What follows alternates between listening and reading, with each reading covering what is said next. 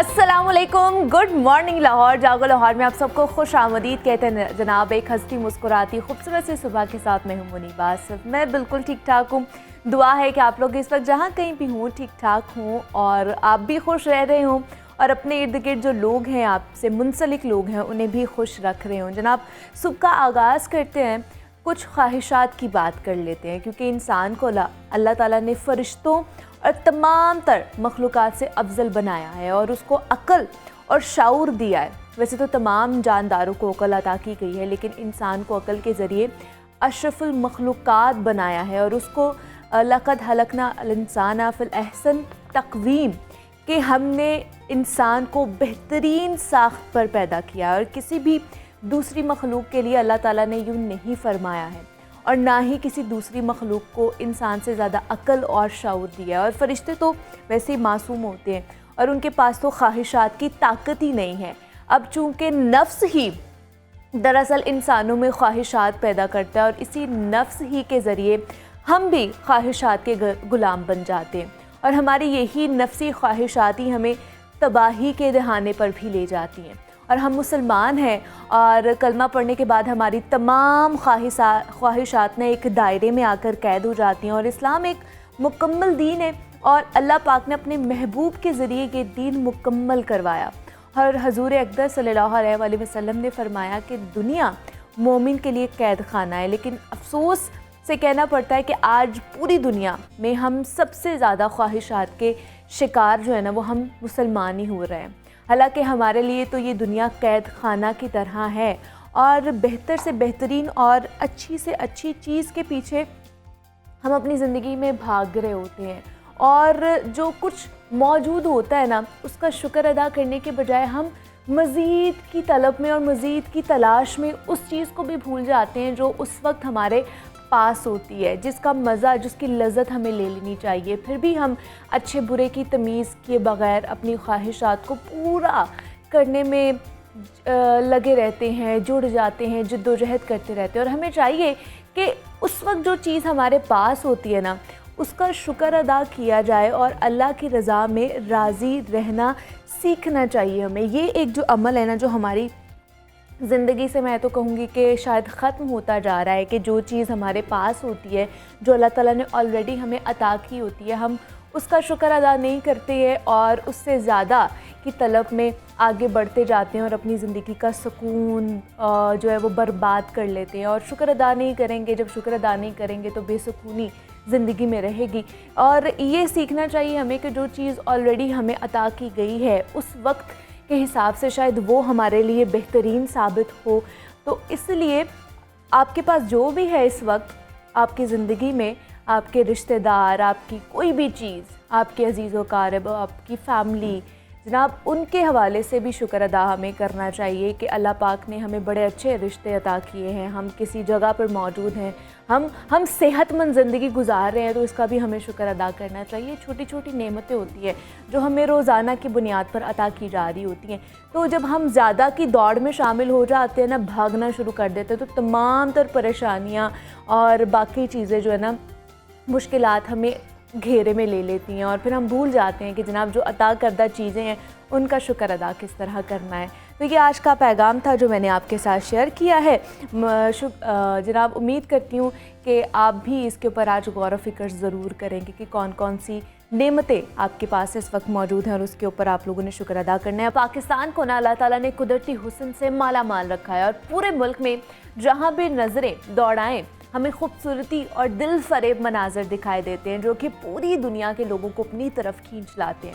और पाकिस्तान में ना हर साल लोगों की तादाद में जनाब लाखों की तादाद में लोग पाकिस्तान का रुख करते हैं, लेकिन कोविड की वजह से हमने देखा कि पिछले कुछ अरसे में इस तादाद में एक बड़ी कमी देखने को मिली थी। यानी 2019 में अगर देखा जाए तो सयाहों की तादाद 30 लाख थी, जो कि कम होकर बस 1 या 2 लाख रह गई थी। लेकिन जो ही कोविड पर काबू पाया गया और सियाहती मकामात को खोला गया, उसमें 2 गुना नहीं बल्कि 3 गुना इजाफा देखने को मिला।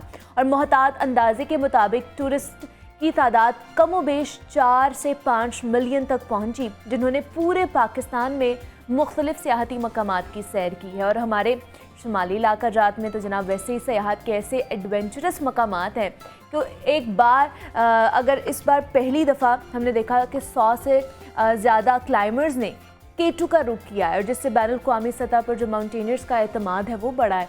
दूसरी जानिब अगर बात की जाए, हमारे मुल्क में ऐसे बहुत से मजहबी मकामात हैं जहाँ लोग दूसरे ममालिक से अपनी अकीदत का वालेहाना इजहार करने पहुँचते हैं। और लाहौर की अगर बात की जाए तो दाता दरबार और उसके बाद हज़रत मियाँ मीर के दरबार पर सिख यात्री बड़ी तादाद में हाज़िरी के लिए आते हैं, और उसके बाद ननकाना साहब बाबा गुरु नानक के दरबार पर पहुंचते हैं। उसके अलावा लाहौर में कैथेड्रल चर्च है जहां पर दुनिया भर से मसीही बरादरी के लोग आकर अपनी मजहबी रसूमात की अदायगी करते हैं। और टेक्सला में बुद्धा मज़हब के मुक़द्दस मकामात की 2500 साल से पुरानी तारीख़ मौजूद है, जहाँ पर मौजूद खदोखाल हिंदू, बुद्धा और जैन मज़हब का साफ साफ पता देते हैं। और अगर मज़ीद मजहबी मकामात की बात की जाए तो कटासराज मंदिर भी मौजूद है, जहाँ हर साल हिंदुओं की बड़ी तादाद मजहबी रसूमात की अदायगी और सैर व तफरी की गर्ज से यहाँ पर आती है। मज़ीद पाकिस्तान में कौन कौन से मकामात मौजूद है, मजहबी और एडवेंचर टूरिज़म को कैसे मज़ीद प्रमोट किया जा सकता है, इस पर आज हम प्रोग्राम में बात करेंगे। मोहम्मद उस्मान, डायरेक्टर लाहौर म्यूज़ियम, हमारे साथ इस वक्त मौजूद हैं। उस्मान साहब, आपको वेलकम कहती जागो लाहौर में, कैसे हैं आप? जी बिस्मिल्लाहिर्रहमानिर्रहीम, आपको बहुत शुक्रिया। उस्मान साहब, अगर ओवरऑल फ़िलहाल बात कर ली जाए कि किस तरह टूरिज़म को फ़रोग देना चाहिए, ग्लोबली देखें तो टूरिज़म बहुत ज़्यादा बढ़ता जा रहा है। लोग कोविड के बाद ख़ास करके अब निकलना शुरू हो गए हैं, उससे पहले भी निकलते थे, लेकिन कोविड के वक्त हमने देखा कि 2 साल पाबंदियाँ रहीं और अब दोबारा से कोविड खुदा ना खास्ता दोबारा से अपील होना शुरू हो गया है। तो कोविड के बाद का अगर सिलसिला देखा जाए तो किस तरह का ग्लोबली आप टूरिज़म देखते हैं? जी बहुत शुक्रिया। अगर हम देखें पिछले चंद दहाइयों में तो ज़राए रस्ल व रसाइल में बहुत ज़्यादा बेहतरी आई है, और दुनिया सिमट के चंद हफ्तों का या चंद दिनों के से अब सिमट के सिर्फ चंद घंटों के सफ़र तक आ गई है। और इसी वजह से टूरिज़म को भी पिछली चंद दहाइयों के अंदर बहुत ज़्यादा बूस्ट मिला है। अगर हम टूरिज़म इंडस्ट्री को देखें तो इस वक्त वर्ल्ड वाइड 1.5 ट्रिलियन डॉलर्स की टूरिज़म इंडस्ट्री है। यानी अगर पाकिस्तान की कुल जीडीपी को देखें तो पाकिस्तान की जीडीपी का 4 गुना दुनिया की टूरिज़म इंडस्ट्री है। पाकिस्तान की टूरिज़म इंडस्ट्री इस वक्त तकरीबन 800 बिलियन रुपए की है। अच्छा। और हुकूमत का ख्याल ये है कि इसको बढ़ा के हम 1 ट्रिलियन रुपए तक कम से कम अगले चंद सालों के अंदर, 3 सालों के अंदर इसे लेके जाए। तो ज़राए रस्ल व रसाइल में इस बेहतरी की वजह से जो एक पोटेंशियल मौजूद है टूरिज़म इंडस्ट्री में, पाकिस्तानी हुकूमत को और अब हम सब को अपनी ज़िम्मेदारी अदा करनी चाहिए ताकि हम इसको कैपिटलाइज़ कर सकें। और इस वक्त मुल्क जिस मौशी बहरान में है उससे निकलने के लिए भी टूरिज़म इंडस्ट्री इंतहाई मुआविन साबित हो सकती है। बिल्कुल ऐसे ही है। अगर टूरिज़म में देखें तो हमारे पास इस वक्त दुनिया के 2 बड़े मज़ाहिब जिसमें बुद्ध मत और सिख मत, इनकी बहुत बड़ी रिलीजियस साइट्स हैं। इस वक्त दुनिया में अगर बुद्ध मत के मानने वालों की तादाद को देखें तो वो तकरीबन 50 करोड़ के करीब है, और इसी तरीके से सिख मत के मानने वालों की तादाद तकरीबन 2 करोड़ के करीब है। ये दोनों मज़ाहिब ऐसे हैं जिनकी इंतहाई मोतबर मकामात पाकिस्तान में हैं, और पाकिस्तान उससे फ़ायदा उठा सकता है। इससे न सिर्फ पाकिस्तान का इमेज दुनिया भर में बेहतर होगा, मजहबी हम आहंगी को फ़रोग़ मिलेगा, बल्कि इसके साथ साथ पाकिस्तान की मईशत को भी बेहतरी। बिल्कुल ऐसे ही है। अच्छा, सालाना देखा जाए तो कितने लोग जो हैं वो पाकिस्तान का रुख करते हैं और यहाँ पर आके अपनी मजहबी रसूमात या मजहबी मकामात का जो है दौरा करते हैं? अगर हम दुनिया को देखें तो इस वक्त दुनिया की आबादी तकरीबन 7 अरब है। हर साल जो लोग दूसरे मुल्कों का सफ़र करते हैं उनकी तादाद तकरीबन 1 अरब है। अच्छा। पाकिस्तान आने वालों की तादाद इस वक्त तकरीबन 20 लाख के करीब है। ये तादाद गुज़श्ता 1 दिहाई में तकरीबन 4 गुना बढ़ी है। इससे पहले ये सिर्फ 5 लाख थी, और गुज़श्ता 1 दिहाई के अंदर अगर हम देखें तो ये तादाद 5 लाख से बढ़ के 20 लाख तक हो गई है। और इसी वजह न सिर्फ पाकिस्तान का एक बेहतर इमेज, पाकिस्तान में सिक्योरिटी के हालात में बेहतरी, पाकिस्तान की वीज़ा रजीम की इम्प्रूवमेंट, ये चंद रीज़न्स हैं जिनकी वजह से पाकिस्तान में टूरिस्ट की तादाद में बहुत ज़्यादा इजाफ़ा हुआ है। तकरीबन अगर आप देखें तो 400% इजाफा देखने में आया। तो उस रेवेन्यू जो माशाल्लाह इतना ज़्यादा जनरेट हमें होता है, मिलता है, तो क्या उसको हम सही तरीके से यूज़ भी कर रहे हैं? हमें क्या क्या बेसिक फैसिलिटीज़ मिलती है अगर हम किसी भी मकाम पर जाते हैं सैर व तफरीह के लिए या वहाँ पर देखने के लिए, उसकी सैर के लिए? तो बेसिक फैसिलिटीज़ क्या हुकूमत प्रोवाइड कर रही है, वो चाहे मकामी लोग हों या फिर टूरिस्ट बाहर से आए हुए हों? देखिए, हर इंडस्ट्री की तरह टूरिज़्म भी एक ऐसी इंडस्ट्री है जिसमें हुकूमत को और आवाम को साथ मिल के शाना बशाना काम करने की ज़रूरत है। कुछ ऐसी फैसिलिटीज़ हैं जो हुकूमत प्रोवाइड कर सकती है, लेकिन इसके साथ साथ कुछ ऐसी फैसिलिटीज़ हैं जो हुकूमत उसमें अपना कंस्ट्रक्टिव रोल अदा करती है, फैसिलिटेटर का रोल अदा करती है, लेकिन उसमें तमाम तर फैसिलिटीज़ प्राइवेट सेक्टर लेके आता है। जैसे मिसाल के तौर पे होटलिंग फैसिलिटी है, इसके अलावा टूर गाइड्स हैं, लेकिन जो चंद बुनियादी चीज़ें हुकूमत करती है उसमें एक तो एक्सेसिबिलिटी है कि लोग वहाँ तक पहुँच सकें, जिसमें वहाँ तक सड़क का पहुँचाना, फ़िज़िकल एक्सेसिबिलिटी के साथ साथ इंफॉर्मेशन एक्सेसिबिलिटी भी है, ताकि लोगों को मालूम हो कि ये जगह हमारे पाकिस्तान में मौजूद है, यहाँ तक जाना सिक्योर है, कोई मसला नहीं है, वहाँ तक जाने के लिए क्या रास्ता इख्तियार करना होगा, वहाँ पे जाने का ख़र्चा क्या होगा, वहाँ पे क्या क्या सहूलियात मैसर हैं, ये तमाम चीज़ें इंफॉर्मेशन एक्सेसिबिलिटी में आती हैं। और इसके साथ साथ इंफॉर्मेशन एक्सेसिबिलिटी के बाद जो काम हुकूमत के करने का है वो ये है कि वहाँ पे एक बेसिक इंफ्रास्ट्रक्चर मौजूद हो। बेसिक इंफ्रास्ट्रक्चर में जो सिविक एमिनिटीज़ हैं, वॉशरूम्स हैं, इसके अलावा एक बेहतर माहौल है, टूरिस्ट गाइड हैं, ये तमाम चीज़ें जब हुकूमत करती है। और अभी आपने हाल ही में देखा होगा लाहौर में भी और इसके गिरदोनवा में जो मुख्तलिफ़ मकामात हैं, टूरिस्ट मकामात हैं, उनके साइन बोर्ड्स आवेज़ा किए गए हैं। इसके अलावा तमाम की वेबसाइट्स को इम्प्रूव किया गया है, और इसके अलावा सड़कों की एक्सेसिबिलिटी को बेहतर करने की भी हुकूमत कोशिश कर रही है। तो ये सिर्फ लाहौर में ही काम होता है कि क्योंकि यहाँ पर ज़्यादा टूरिस्ट आते हैं, इसलिए इसको ज़्यादा अच्छे तरीके से साफ़ सुथरा रखा जाता है, और जिस तरह आप इक़दाम बता रहे हैं कि साइन बोर्ड लगाए गए हैं, या और भी दूसरे जो शहर हैं वहाँ पर भी इस तरह के मकामात हैं, सियाहती भी हैं और मजहबी भी हैं, या वहाँ पर भी इस चीज़ को ख़ास मद्देनज़र रखा जाता है? पूरे पंजाब पे ये काम हो रहा है, बल्कि पंजाब के अलावा मुझे उम्मीद है कि दूसरे सूबों में भी ये काम चल रहा है। अगर हम सिर्फ पंजाब की बात करें तो इस वक्त पंजाब में 420 के करीब हेरिटेज साइट्स हैं। इन 420 हेरिटेज साइट्स में से 120 रिलीजियस हेरिटेज साइट्स हैं जो किसी भी मजहबी मकाम या किसी भी मजहबी तहरीक से मुतल्लक हैं। तो इन 420 साइट्स का हुकूमत ने एक डेटा बैंक मुरतब किया है, और इन 420 साइट्स की एक्सेसिबिलिटी को बेहतर करने के लिए एक मरहलावार प्रोग्राम इस वक्त चल रहा है। अच्छा, तो कोई नई साइट्स भी डिस्कवर की गई हैं, अभी वो सारी पुरानी ही हैं?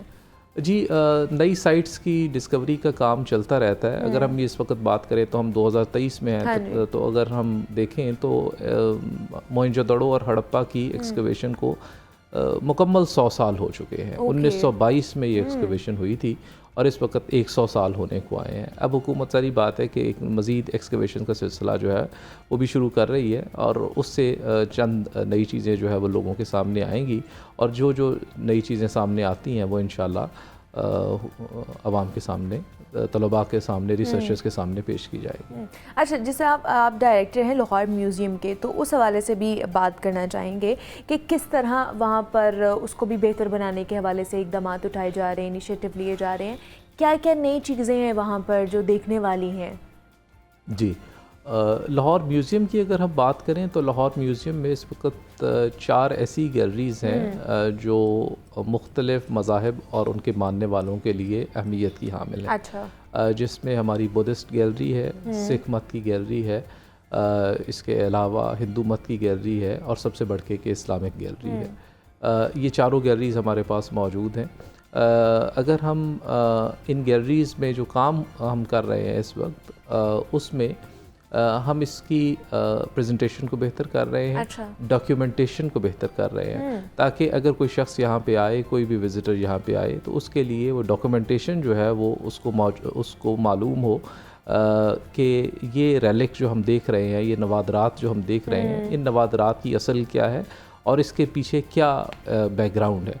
तो इसके लिए अभी हाल ही में हुकूमत ने एक प्रोजेक्ट लॉन्च किया है जिसमें डेटा एक्सेसिबिलिटी को बेहतर बनाने के लिए हम तमाम रेलिक्स को QR कोड के साथ कनेक्ट कर रहे हैं। QR कोड आपने अच्छा, देखा जी, होगा जी। कि अगर किसी शख्स के पास मोबाइल है और वो मोबाइल जो है वो उस QR कोड को स्कैन करता है तो उसके सामने ये इल्म हो जाएगा कि यहाँ पे ये जो रिलीजियस रेलिक्स मौजूद हैं, ये जो नवादरात मौजूद हैं, इनकी तारीख क्या है, इनका बैकग्राउंड अच्छा, क्या है। ठीक है। तो ये तमाम चीज़ें हम कर रहे हैं। मतलब वो डायरेक्ट जो है वो इंटरनेट पर एसेस हो जाएगा कि ये चीज़ क्या है QR कोड से। जी, न सिर्फ इंटरनेट पे एक्सेस हो जाएगा बल्कि हमारा जो अपना डेटा बैंक है, म्यूज़ियम का डेटा बैंक है, उसके अंदर जो मुख्तलिफ इन्फॉर्मेशन है कि ये कहाँ से निकली, इस पे अभी तक कौन कौन से पेपर्स लिखे गए हैं, इस पे अभी तक रिसर्च का क्या काम हुआ है, वो तमाम चीज़ें भी एक्सेसिबल हों। तो ये इनिशिएटिव ले लिया गया है या अभी इसके ऊपर काम हो जी, रहा है? इस वक्त ये इनिशिएटिव चल रहा है। अच्छा। पार्टली हो चुका है, कुछ गैलरीज हम इसमें कर चुके हैं। हमारी टोटल 18 गैलरीज हैं जिनमें से 4 मैंने आपको बताया कि वो ये रिलीजियसली लिंक्ड गैलरीज हैं। इसके अलावा बाकी 14 गैलरीज भी हैं। तो ये तमाम की तमाम गैलरीज में ये काम चल रहा है और चूँकि हमारा जो रेलिक बैंक है वो बहुत बड़ा है, तकरीबन 60,000 के करीब नवादरात हैं हुकूमत लाहौर म्यूज़ियम में। तो ये मुमकिन नहीं है कि वो एक साल में या चंद महीनों के अंदर कर लिया जाए। तो उम्मीद है अगले 2-3 साल के अंदर हम इंशाल्लाह इसे मुकम्मल कर लेंगे। अच्छा, वहाँ पर और भी जैसे बच्चों की स्टडी टूर भी आता है उनको बताने के लिए कि किस तरह की हिस्टोरिक चीज़ें हमारी वहाँ पर पड़ी हुई हैं, तो उनके हवाले से क्या कोई एक अलग इकदामात उठाए जा रहे हैं, कोई इनिशिएटिव लिए जा रहे हैं ख़ास करके स्टूडेंट्स के लिए? जी, हमारे पास जो सबसे ज़्यादा विज़िटर्स आते हैं वो आम तौर पे तलबा, छोटे बच्चे होते हैं। और छोटे बच्चों के हवाले से हमारे पे दोहरी ज़िम्मेदारी है। एक तो ये कि उन्हें अंदाज़ा हो कि हमारी तारीख़ क्या है ताकि वो ज़िम्मेदार शहरी बने, उन्हें अपनी तारीख़ का और अपने गिरदो पेश के माहौल का बेहतर तरीके से अंदाज़ा होना चाहिए। इस मकसद के लिए लाहौर म्यूज़ियम में चंद इनिशिएटिव्स हमने लिए हैं ताकि बच्चों को खेल ही खेल में अपनी तारीख़ से रोशनास कराया जाए।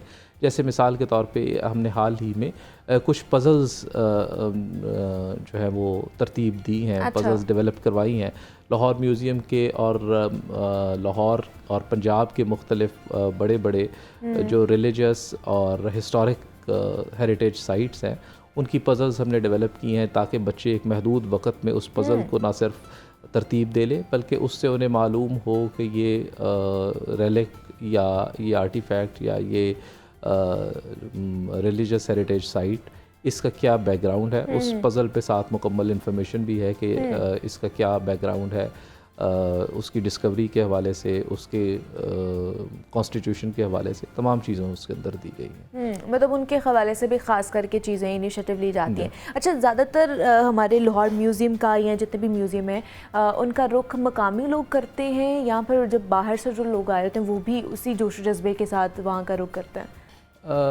ये एक मिक्स है। ज़्यादातर तो चूँकि मकामी लोग हमारे पास आते हैं। अगर हम अपना विज़िटर डेटा को देखें तो हमारे पास रोज़ाना तकरीबन 1000 लोग विज़िट करते हैं जिनमें से बच्चों की तादाद तकरीबन 500 के करीब बच्चों की तादाद होती है।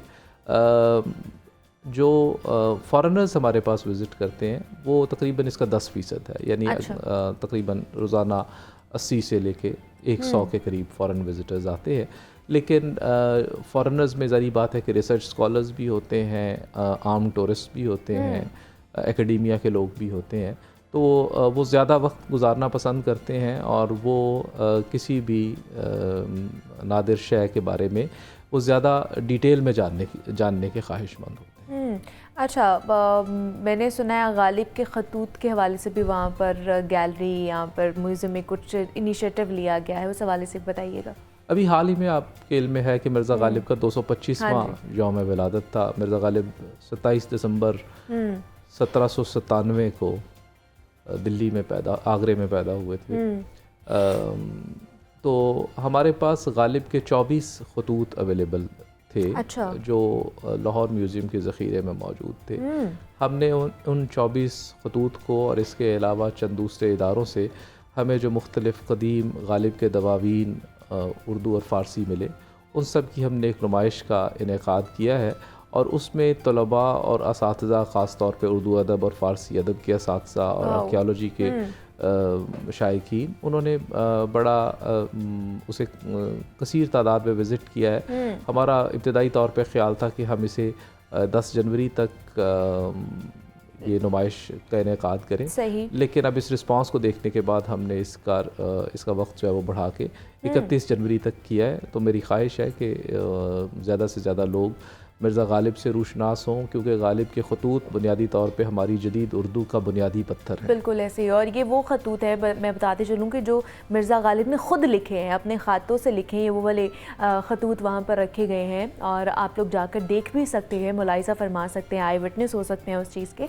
अच्छा, इन चीज़ों को किस तरह रिस्टोर किस तरह किया जाता है, क्या प्रोसेस होता है, कितना टाइम लगता है इन चीज़ों को रिस्टोर करने के लिए?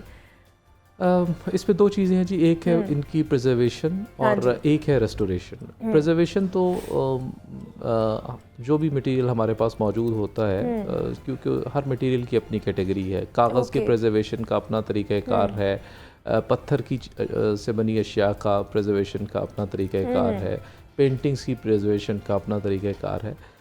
लेकिन रेस्टोरेशन के लिए आम तौर पे हर शय को ज़रूरत नहीं पड़ती। अच्छा। रेस्टोरेशन के लिए उन चीज़ों को ज़रूरत पड़ती है जो या तो वक्त के साथ उनको कुछ अरसा गुजर चुका हो, और या उनके अंदर इम्तदाद ज़माना की वजह से कुछ शिकस्त व रेख्त का अमल हो चुका हो। तो अभी हम अपनी रेस्टोरेशन लेबॉर्ट्री को अपडेट करने जा रहे हैं। उम्मीद है इंशाअल्लाह अगले 6 महीने के अंदर हमारी रेस्टोरेशन लैब जो है वो भी अपग्रेड हो जाएगी, और उसके बाद हम ये रेस्टोरेशन का काम ज़्यादा बेहतर तरीके से सर अंजाम दे सकेंगे।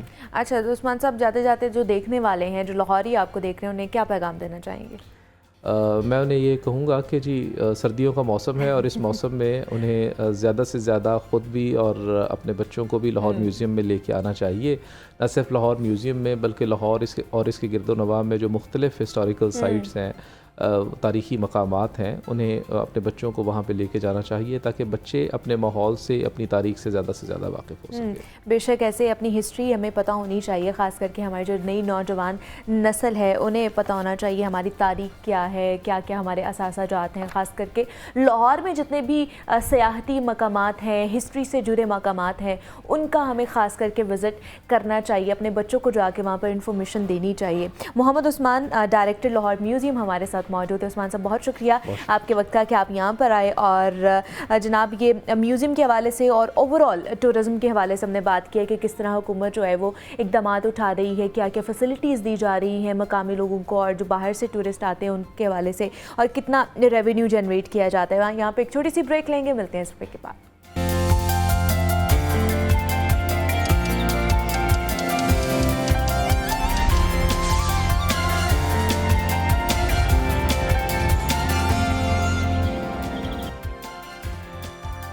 वेलकम बैक टू जागो लाहौर। जनाब, अब कुछ बात हो जाए सियासत की। कल बारिश हुई है, लेकिन जो सियासी पारा था ना, वो काफ़ी गर्म रहा है। गुज़श्ता चंद महीने से हम देख रहे हैं कि सियासी अदम इस्तेहकाम बरकरार है, और चंद रोज़ पहले गवर्नर की जानिब से वज़ीर आला को एतमाद का वोट लेने का हक़ कहा गया, लेकिन उन्होंने दिए गए वक्त के मुताबिक एतमाद का वोट नहीं लिया, और जिसके बाद गवर्नर ने वज़ीर आला को डी नोटिफाई कर दिया, और उसके बाद हाई कोर्ट जाया गया, और हाई कोर्ट ने गवर्नर का हुक्म कलअदम करार देते हुए वज़ीर आला को दोबारा बहाल किया, और नई तारीख दी गई कि आप एतमाद का वोट हासिल कर सकते हैं। और कल अचानक से ही असेंबली के इजलास में वज़ीर आला के एतमाद के वोट के हवाले से एक हलचल हुई, और पाकिस्तान तहरीक इंसाफ ने कल परवेज़ इलाही पर एतमाद के वोट पर राय शुमारी के लिए पंजाब असेंबली में रातों रात कार्रवाई शुरू की, और पंजाब असेंबली के इजलास में खाने का वक्फा किया गया, जिसके बाद 11 जनवरी का इजलास ख़त्म करके इजलास आज 12:05 तक मुलतवी किया गया था, और ताहम कुछ देर वक्फे के बाद इजलास दोबारा से शुरू हुआ, और चौधरी परवेज़ इलाही पंजाब असेंबली में एतमाद का वोट हासिल करने में कामयाब भी ठहरे। उन्होंने 186 वोट हासिल कर लिए हैं, और वो वज़ीर आला पंजाब के ओहदे पर इस वक्त बरकरार रहेंगे। और इजलास दोबारा शुरू होने के बाद वज़ीर आला पंजाब परवेज़ इलाही पर एतमाद के वोट के लिए करारदाद पेश की गई। राजा बशारत और मियां असलम इकबाल ने एतमाद के वोट के हवाले से करारदाद पेश की, और जिसके बाद वोटिंग का अमल बाकायदा तौर पर जारी रहा, और वोटिंग में गिनती के मुताबिक परवेज़ इलाही ने 186 वोट का गोल्डन फिगर हासिल कर लिया था, और बादअज़ा पंजाब असेंबली का इजलास 23 जनवरी दोपहर 2 बजे तक के लिए मुलतवी कर दिया गया है। स्पीकर एतमाद के वोट के नताइज की जो कॉपी है वो गवर्नर और अदालत को भेजेंगे और इससे पहले ऐवान में हाजिरी रजिस्टर्ड के मुताबिक पीटीआई और काफली के 181 अरकान ने हाजिरी लगाई थी कल। तो सियासी मैदान में ये सारी चीज़ें जनाब चल रही हैं। आगे क्या होने वाला है, मुल्क बहरानों का शिकार है और जो सियासी जमातें वो अपनी रसाकशी में क्यों मगन हैं। एतमाद का वोट तो ले लिया गया है परवेज़ इलाही की तरफ से और जो गोल्डन फिगर्स थे वो भी कल सबके सामने आ गए हैं, लेकिन फिर भी अपोजिशन वावेला क्यों मचा रही है, क्यों कह रही है कि ये जो फिगर्स हैं ये हम नहीं मानते हैं। अयाज अमीर साहब सीनियर एनालिस्ट ने हमें ज्वाइन किया है, उनसे जानते हैं कि क्या मसला क्या है। जब एतमाद का वोट ले लिया गया है, हर चीज़ शो कर दी गई है, ओपन मैरिट पर कल जनाब काउंटिंग हुई है, वोट कास्ट किया गया है, तो फिर क्या मसला आ रहा है। अयाज साहब बहुत शुक्रिया आपके वक्त का। अयाज साहब बताइएगा क्या चल क्या रहा है, मतलब एतमाद का वोट अब ले लिया गया है, तमाम तर जो अरकान थे वो भी वहाँ पर मौजूद थे, 186 का फिगर भी मुकम्मल कर दिया गया है, शो भी कर दिया गया है, तो अब मसला कहाँ पर आ रहा है। ये मसला कोई भी नहीं है, पर अपोजिशन वावेला मचा रही है ना बहुत ज्यादा। ना खुश असलूबी से कोई काम हो जाए तो फिर हम पाकिस्तानी तो ना हुए ना। अच्छा, वो जब तक कल वोट भी जब वो ले रहे थे तो कोई डाकुओं की आवाज आ रही थी, कोई पता नहीं क्या चीज आ रही थी। अब जैसे आप कह रही हैं कि एतमाद का वोट हो गया है, लेकिन मजाल है कि कोई मान जाए, ये ऐसे है। ये बस हमारा मेरे ख्याल मिजाज बन गया है, कुछ उबालपन हमारी तबीयतों और मिजाजों में ज्यादा है। तो और कोई रीजन नहीं है। कोई अगर आप इसमें कोई बड़ी आप आईनी वजह ढूंढ रही हैं या कोई और बड़ी कोई सियासी वजह है, कोई ऐसी बात नहीं है। बस वो करना जो नहीं है, मुल्क की एक अमूमी जो सूरत हाल बनी हुई है उसका असर और इफेक्ट हर चीज पे पड़ रहा है। जो चीजें सीधी भी हैं उनको भी सीधे तरीके से नहीं निपटाना। जब तक नारा कोई ना लगे, जब तक कोई हड़बूंग हम ना मचाएं, तो गालिबन हमारी तबीयतें मानती नहीं है कि ये काम हो रहा है या कुछ और चीज हो रही है, और तो कोई बड़ी वजह नहीं। लेकिन सर कल भी उन्होंने नारेबाजी की, ऐवान में भी बैठ के उन्होंने कहा कि ये जाली काउंटिंग है, हम नहीं मानते हैं इस चीज़ को। हालांकि ओपन मैरिट पर कल वोटिंग कास्ट की गई है, सारे अरकान वहाँ पर मौजूद थे, लेकिन फिर भी इस तरह की चीज़ें क्यों की जा रही हैं। अदम इस्तेहकाम अभी भी उसी तरह बरकरार रहेगा। नहीं, पर मैंने आपसे गुजारिश की कि अगर खुश असलूबी से काम हो जाए तो फिर हम पाकिस्तानी तो ना हो गए। अच्छा, जब तक ये ऐसे ना हो, हमसे तो एक चाय की तकरीब हो सियासी पार्टीज की, तो हमसे चाय की प्याली सी ठीक तरह नहीं पी जाती जब तक वो 2-3 प्लेटें टूटे ना और रश ना हो, तो हमसे नहीं होती ये चीजें। आप लाहौर की ट्रैफिक नहीं आप देखती कैसे चलती जी और क्या चीज होती है, हम नहीं कर सकते। हमारे मेरे ख्याल मिजाज में बिल्कुल बिगाड़ आ गया है और कोई रीजन नहीं है, कोई वजह नहीं। अच्छा ऐसा सब, ये तो फिर कल की सूरत हाल होगी, एतमाद का वोट भी ले लिया गया, अब आगे का लायामल क्या आप देख रहे हैं। असेंबलियां टूटेंगी या नहीं टूटेंगी? ये अब मैं नहीं कह सकता। अब इमरान खान की तरफ से प्रेशर इन पर आएगा कि आप वो करें। अच्छा, अब जो सीएम हैं, चीफ मिनिस्टर हैं, उनकी अपनी रिजर्वेशन। लेकिन आप दोनों की सियासत को देख के, दोनों पार्टीज की सियासत को देख के अपने तजुर्बे की बुनियाद पर तो बता ही सकते हैं ना कि क्या होने वाला है आगे, या क्या हो सकता है। मैं नहीं कह सकता। अच्छा। पीटीआई के चेयरमैन चाहते हैं कि असेंबलीज डिसॉल्व हों, लेकिन इनकी जो बात है इसमें बड़ा वजन और मंतक है कि जब तक आपको अश्योरेंस ना हो कि हम जनरल इलेक्शन की तरफ जाएंगे, तो अपना सारा ये हुकूमती जो ढांचा है यहाँ पे उखाड़ पिछाड़ करके और फिर हम हाथ पे हाथ धर के बैठे रहें। जैसे कौमी असेंबली में भी जो मेंबरान जो है इन्होंने इस्तीफे तो दिए हुए हैं, जी, लेकिन उससे जो मतलूबा नताइज की ये तवक्को कर रहे थे वो तो हासिल नहीं हो रहे ना कि हम जनरल इलेक्शन की तरफ जाएं। तो ये मैं नहीं कह सकता कि ये करते हैं या नहीं करते।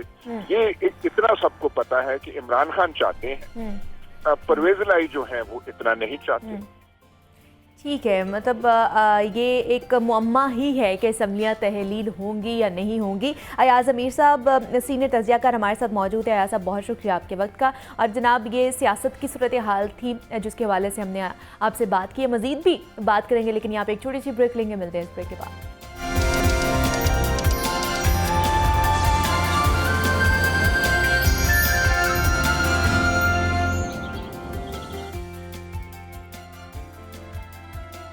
वेलकम बैक टू जागो लाहौर। जनाब सेगमेंट है हमारा इनक्रेडिबल वुमेन, जिसमें हम आपकी मुलाकात और आपकी बात करवाते हैं पाकिस्तान की उन बहादुर और बाहिम्मत बेटियों से जो मुल्क और कौम की तरक्की में अपना अपना किरदार अदा कर रही होती हैं। और टैलेंट की अगर बात की जाए तो पाकिस्तान में टैलेंट की कोई कमी नहीं है।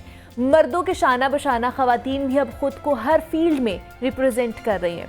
और आज भी मैं आपकी मुलाकात एक ऐसी ही मेहमान से करवाने जा रही जिन्होंने हाल ही में मुनक्किद होने वाली नेशनल फिल्म फेस्टिवल में फिल्म मेकिंग कैटेगरी में 5वीं पोजीशन हासिल की। और मुल्क भर से 30 फिल्म्स को शॉर्टलिस्ट किया गया था और सर फहरिस्त 15 फिल्मों को ISPR की जानिब से 1 साला फिल्म मेकिंग स्टडी स्कॉलरशिप से भी नवाजा गया है और उनको न्यूयॉर्क फिल्म अकेडमी ऑस्ट्रेलिया भी भेजा जाएगा। तो ये फिल्म बनाने का ख्याल कैसे आया, टॉपिक क्या था, इस पर आज हम बात करेंगे। हमारे साथ इस वक्त मौजूद है award winner filmmaker Rabia Shahzad हमारे साथ इन स्टूडियो मौजूद है। रबिया आपको वेलकम कहती हूँ जागो लाहौर में। कैसी आप? मैं बिल्कुल ठीक हूँ, आप कैसी हैं? मैं भी बिल्कुल ठीक ठाक। रबिया सबसे पहले तो बहुत ज़्यादा मुबारकबाद आपको कि आपने पोजीशन हासिल की है। कैसी फीलिंग थी कि मैं 5वीं पोजीशन मेरी आई है? बहुत अच्छी फीलिंग थी। इस तरह इमोशंस थे कि वो उनको एक्सप्रेस तो किया ही नहीं जा सकता वर्ड्स में। और अल्लाह ताला ने इतनी इज़्ज़त अता फरमाई है। आज अगर मैं यहाँ बैठी हुई हूँ और ये अवार्ड मैंने विन किया है तो ये अल्लाह ताला का ख़ास करम है। मैं समझती हूँ कि मुझे यहाँ तक पहुँचाने में अल्लाह ताला का करम है और उसके बाद मेरे वालिदैन की दुआएं हैं। मेरे फादर की, मेरे मदर की बहुत ज़्यादा सपोर्ट थी, फैमिली सपोर्ट, और मेरी फैमिली की दुआएं थी जो मैं आज यहाँ पर भी बैठी हुई हूँ। बेशक बेशक। अच्छा, तो कैसे फिल्म बनाने का, इससे पहले भी फिल्म्स बनाई हैं, ये यही फर्स्ट फिल्म थी और इसको आपने फिर इसमें नॉमिनेट करवाया? क्या स्टोरी क्या है इसकी? मैंने इससे पहले भी, क्योंकि मैंने BS ऑनर्स किया है मैस कम्युनिकेशन में फ्रॉम लाहौर कॉलेज, और उसके बाद मैंने MPhil भी कर लिया है मैस कम्युनिकेशन में। तो ये मेरा सेकंड प्रोजेक्ट था जो मैंने बनाया, और MPhil का प्रोजेक्ट था। मुझे पता भी नहीं था कि इस तरह का कोई फिल्म फेस्टिवल भी है। इस तरह हुआ कि मैंने जब अपना प्रोजेक्ट शूट किया, मुझे आइडिया आया कि ना पाकिस्तान की, लाहौर की एक पॉजिटिव इमेज दिखाई जाए लोगों को एट नेशनल लेवल और इंटरनेशनल लेवल। BS में मैंने एक छोटा सा प्रोजेक्ट बनाया था, मुझे याद है वो डिप्रेशन के ऊपर था और बड़ा मुश्किल हुआ था उस टाइम। मेरे चाचू स्पेशली इस्लामाबाद से आए थे। अच्छा। और जब मीनवाइल हम शूट कर रहे थे, हमारा ड्रोन कैमरा टूट गया था। तो वो बड़ा मतलब इस तरह के हादसा पेश आते हैं। लेकिन उसके बाद फिर मैंने सोचा चलो MPhil है तो MPhil में जो है हम थोड़ा डिफरेंट करते हैं, डिप्रेशन और मेंटल हेल्थ से निकल के हम टूरिज़्म की तरफ लेकर जाते हैं। लाहौर का कल्चर, लाहौर का फूड जो है उसको प्रमोट किया जाए एट इंटरनेशनल लेवल। तो मैंने इस लिहाज से फिर वर्किंग स्टार्ट की। रिसर्च मेरी 6 मंथ्स की रिसर्च थी और बड़ा मुश्किल था, ये इतना आसान प्रोसेस नहीं था। 5 या 10 मिनट की डॉक्यूमेंट्री हम TV पे देखते हैं, हमें लगता है बड़ा आसान है, लेकिन उसके पीछे आपकी महीनों की वर्किंग होती है, प्रॉपर रिसर्च होती है, फिर फील्ड में जाना, शूट करना। तो वो बड़ा, फिर उसके बाद फॉरेनर्स ढूंढना, उनको अप्रोच करना, उनको ऑन द फील्ड मिलना, उनके इंटरव्यूज़ कंडक्ट करना, वो बड़ा चैलेंजिंग काम होता है। अच्छा, तो इस आपकी जो वीडियो आपने जो बनाई है, डॉक्यूमेंट्री बनाई, कितने मतलब इसको रिकॉर्ड करने में कितना टाइम लगा? इसको रिकॉर्ड करने में मुझे 3 मंथ्स लगे थे। 3 मंथ्स लगे, लेकिन उससे पहले ही आप इसको उससे पहले मेरी 6 मंथ्स की रिसर्च थी और 3 मंथ्स मुझे लगे प्रोजेक्ट की शूटिंग और एडिटिंग में। 3 मंथ्स का ड्यूरेशन था। और ये आपका अकेली का प्रोजेक्ट था या और भी? नहीं, ये मेरा अकेली का प्रोजेक्ट था और इसमें मुझे सुपरवाइज़ किया मेरे supervisor doctor Naveed Iqbal, Lahore college के असिस्टेंट प्रोफेसर हैं नवीद इकबाल साहब, और मैं बहुत ज़्यादा उनकी थैंकफुल हूँ कि उन्होंने मुझे असिस्ट किया। और अगर वो मुझे इतना अच्छे से सुपरवाइज़ ना करते, स्टेप बाय स्टेप मुझे सपोर्ट ना करते, तो मेरी ये इंडिविजुअल कामयाबी नहीं है। मैं समझती हूँ कि सक्सेस अगर आपको मिला है तो उसके पीछे आपके सबसे पहले आपके पेरेंट्स होते हैं, उसके बाद आपके टीचर्स होते हैं। हाँ। और मैं यहाँ पे ये कहना चाहूँगी कि कोई भी जो है पेरेंट्स के अलावा वो कभी भी नहीं चाहता कि आप उससे ज़्यादा सक्सेस हासिल करें।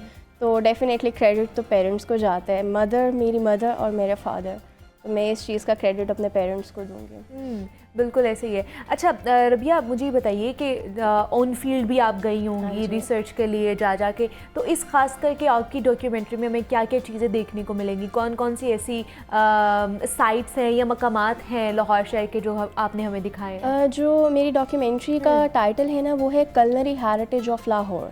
तो इसमें स्ट्रीट फूड्स पे ज़्यादा वर्क हुआ है, जो हमारे लाहौर के सकाफती खाने हैं, नाश्ते हैं, ठीक है। उसके बाद हमारा तवा पीस है, सज्जी है, बारबेक्यू है, तो वो ज़रा खाने वाली चीज़ों पे ज़्यादा फोकस है। आप खुद भी खाबों की शौकीन हैं कि नहीं? हाँ जी, मैं खुद भी फूडी हूँ। ओके, फूडी है, तो वहाँ पे जाके खुद भी साथ साथ टेस्ट करती थी या सिर्फ वहाँ पे? नहीं, वहाँ पे जाके तो ऑन द फील्ड इतनी टेंशन होती थी ना, इतना स्ट्रेस वाला इन्वायरमेंट होता था कि इतना टाइम है, अब भी बस फटाफट इसको शूट करना है। बीच में शूट वाले दिन इस तरह भी हुआ कि बारिश हो गई, मतलब इस तरह की टेक्निकलिटीज़ भी आ जाती हैं। और वो फिर उस वक्त ना, being a producer, being a director, बड़ा मुश्किल होता है कि आपने अपना स्ट्रेस कैसे मैनेज करना है, आपने किस तरह जो है ना अपने दिन को ज़ाया नहीं होने देना, उसको यूटिलाइज़ करना है। ड्रोन शॉट्स लेने हैं जी, इंटरव्यूज़ कंडक्ट करने हैं, उसके बाद आपने छोटा सा एक साइकिल का सीन है, एक साइकिल वाला आपने अरेंज करना है, बार वाला अरेंज करना है, फिर आपने लड़कियों को, मतलब बड़ा डिफरेंट मुश्किल होता है प्रोसेस, इतना इजी नहीं होता छोटी छोटी चीज़ों को अरेंज करना। और फिर सुबह से लेकर रात तक, मुझे याद है कि रात काफ़ी लेट हो जाता था मुझे घर आते हुए। और सुबह सुबह निकलना होता था। एक केस स्टडी मैंने अपनी डॉक्यूमेंट्री के स्टार्ट में दिखाई है, चने वाला है। तो अब उनके नाश्ते की टाइमिंग्स जो सुबह 6 बजे वो अपने स्टॉल का आगाज़ करते हैं, तो हमें सुबह फजर के वक्त जाके भाई वहाँ रेडी होना था, और हमने अपना सारा कैमरा वर्क और पूरी टीम हमारी रेडी थी कि अब जैसे ही ये होगा हमने इनके फुट स्टेप्स को शूट करना है। हमने सनसेट का शॉट लेना है। तो वो इस तरह सबसे पहले तो उन लोगों को कन्विंस करना बड़ा मुश्किल होता है कि कन्विंस करना बड़ा मुश्किल होता है, हाँ। और फिर उनसे एक्ट करवाना, क्योंकि वो इतना वेल एजुकेटेड नहीं होते हैं, और फिर हमें डिफरेंट चीज़ों को फेस करना पड़ता है फील्ड में, तो वो बड़ा एक चैलेंजिंग। कोई ऐसा इंसिडेंट हुआ कि जिसकी वजह से आप डिसहार्ट भी हुई कि मैं क्या शुरू कर लिया है, पता नहीं ख़त्म होगा भी कि नहीं होगा? नहीं, इस तरह का इंसिडेंट तो ऐसे नहीं हुआ, लेकिन जिस तरह बारिश हो जाती थी, कभी बच्चे नहीं अरेंज हो रहे, तो इस तरह जो छोटी छोटी डिफ़िकल्टीज़ आती है उसमें बंदा वक्ती अपसेट हो जाता है कि ये बड़ा मुश्किल काम जो है ना वो पकड़ लिया है। लेकिन फिर at the end of the day जब आपका प्रोजेक्ट सामने होता है, आपको एक सक्सेस मिल जाती है, तो फिर आप भूल जाते हैं। वो कहते हैं ना कि जब आपने कुछ अचीव कर लिया तो फिर फ़र्क मैटर नहीं करता कि आप कितनी रातों से नहीं सोए, या आपने कितनी मुश्किलात का सामना किया, फिर वो सक्सेस मैटर करता है। अच्छा, आगे का फ्यूचर प्लान क्या है? मतलब आपको न्यूयॉर्क फिल्म अकेडमी ऑस्ट्रेलिया का भी आपको मिला है कि आप वहाँ पे स्टडी टूर पे, स्टडी वीज़ा पे जा सकती हैं, तो आगे है प्लान जाने का या नहीं?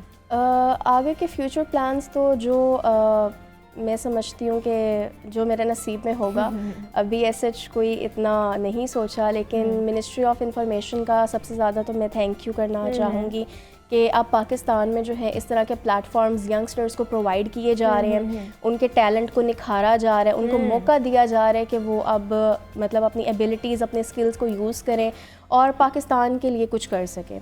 तो इंशाल्लाह ज़रूर मुझे मौका अल्लाह ताला ने दिया है, तो मैं इंशाल्लाह इसको परस्यू करूँगी और वापस आके अपने मुल्क के लिए ज़रूर काम करना चाहूँगी। मेरे लिए इससे ज़्यादा ऑनर की बात क्या है कि मैं एक फ़ीमेल होके जो है अपने मुल्क को सर्व करूँ।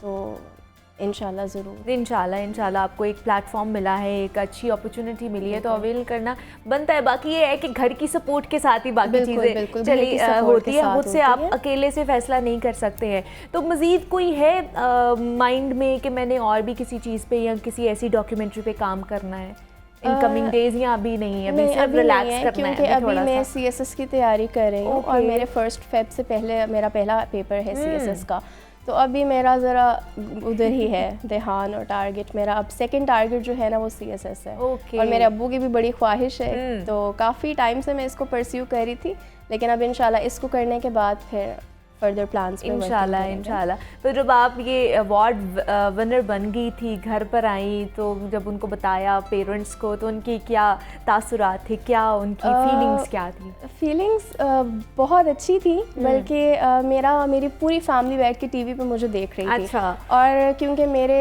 जो ताया अबू है, मेरे जो चचा वगैरह है वो इस्लामाबाद में ही होते हैं, तो जब मैं अवार्ड रिसीव करके आई वो मुझे स्पेशली वहाँ मिलने आए। और उस वक्त मैं मिस कर रही थी कि अभी मेरे अपने पेरेंट्स मेरे साथ नहीं हैं, लेकिन उनकी कमी जो है वो पूरी हो गई थी जब वो मुझे मिलने आए। और मुझे बड़ा अच्छा लगा, क्योंकि जब आपकी फैमिली होती है वो आपको देख रही होती है ऑन स्क्रीन, और आप फैमिली में मतलब आप कुछ अचीव करते हैं, तो ये बड़े ऑनर की बात होती है आपकी फैमिली के लिए भी, और आपके लिए ख़ुद भी बड़े ऑनर की बात होती है। तो मेरी फैमिली माशाल्लाह अल्हम्दुलिल्लाह बहुत खुश है, और बहुत ज़्यादा फैमिली सपोर्ट है मुझे, जो मैं आज यहाँ भी बैठी हूँ। बेशक बेशक, ऐसे ही है। अच्छा रबिया, जो इस वक्त जो यंगस्टर्स आपको, ख़ास तौर पर जो लड़कियां आपको देख रही होंगी और आपसे बड़ी इंस्पिरेशन भी हासिल कर रही होंगी कि आपने बाहर निकल के इतना बड़ा अवार्ड हासिल किया है, तो उनको क्या कहना चाहेंगी कि जिस तरह आपके फैमिली ने आपको सपोर्ट किया, आपके ऊपर ट्रस्ट करके आपको बाहर भेजा और आपने इतना बड़ा कारनामा सर अंजाम दिए, तो उनके लिए क्या पैगाम देंगी, उन्हें क्या टिप्स देना चाहेंगी कि वो किस तरह अपनी ज़िंदगी को बेहतर बना सकते हैं? हाँ जी, मैं बस उनको ये कहना चाहूँगी कि अपनी ज़िंदगी का असूल बना लें कि अपने वालिदैन का साथ कभी ना छोड़ें। मुझे याद है मैं जब घर से निकलती थी, मैं अपने अब्बू से दुआएं लेके, अपनी अम्मी से दुआएं लेके निकलती थी, और मेरे साथ कुछ भी होता था ना भाई, मेरी पहली कॉल मेरे अब्बू को जाती थी, पापा ये हो गया है, मामा अब ऐसे हो रहा है, मामा आप दुआ कर देना। तो वालिदैन की जो दुआएं होती हैं ना आपकी, मैं समझती हूँ अपनी कोई ज़ाती कामयाबी नहीं होती है, आप अपने वालिदैन की दुआओं की वजह से जो है ना वो सब कुछ अचीव कर रहे होते हैं, एक सपोर्ट होती है बैक एंड पे आपको ना। तो मैं ये कहना चाहूँगी कि कमिटेड रहें, सिंसियर रहें अपने पेरेंट्स के साथ, और इंशाल्लाह सब कुछ आप कर सकते हैं। वक्ती आपको बहुत ज़्यादा क्रिटिसाइज़ करने वाले लोग मिलते हैं, लेकिन जब आप सच्चे दिल और सच्ची नीयत के साथ आप अपने काम कर रहे होते हैं ना, तो इंशाल्लाह एक दिन आपको ज़रूर उसका रिवॉर्ड मिलता है, क्योंकि इंसान जो है वो आपको रिवॉर्ड नहीं दे सकता। रिवॉर्ड जो है ना वो आपको आपके अल्लाह ने देना है। तो मैं हमेशा यही कहती हूँ कि व तो इज़्ज़ु मन तशाअ व तुज़िल्लु मन तशाअ, कि इज़्ज़तें भी अल्लाह ताला ने देनी है और आपको ज़िल्लतों से भी अल्लाह ताला ने बचाना है। तो अपने अल्लाह ताला के साथ कभी भी अपना कनेक्शन वीक ना होने दें, और अपने पेरेंट्स को कभी ज़िंदगी में ना छोड़ें। बस मेरी ज़िंदगी का तो यही असूल है। बिल्कुल ऐसे ही है। अच्छा, जो मास कम्युनिकेशन आपने किया, फिर एमफिल भी उसमें ही किया आपने, तो ये आपका अपना डिसीजन था या फैमिली का भी था कि अच्छा मास कम्युनिकेशन? नहीं, मेरा अपना डिसीजन था, और अल्हम्दुलिल्लाह इसमें मुझे मेरी फैमिली की पूरी सपोर्ट थी। तो इसमें फ़िल्म मेकिंग में ख़ास तौर पर आपने वो मेजर अडॉप्ट किया था? बेस हमारे दो प्रोफेशन होते हैं, रिसर्च भी होती है और फिर प्रोफेशनल ट्रैक भी होता है। तो बीएस में क्योंकि रिसर्च बहुत पढ़ ली थी, तो एमफिल में सोचा कि नहीं अब ट्रैक चेंज करते हैं, थोड़ा टेक्निकल चीज़ें सीखना, और आजकल क्योंकि स्कोप है इन चीज़ों का, तो वो आप ज़्यादा ग्रो कर सकते हैं ना फील्ड में जाके। तो इसलिए फिर मैंने एमफिल में अपना प्रोफेशनल ट्रैक ऑप्ट किया, और बड़ा अच्छा मेरा एक्सपीरियंस रहा है। Lahore college for women university का बड़ा अच्छा इसमें है फिल्म मेकिंग और डॉक्यूमेंट्री मेकिंग। अब तो और भी ज़्यादा जो है वो ग्रो हो रही हैं चीज़ें।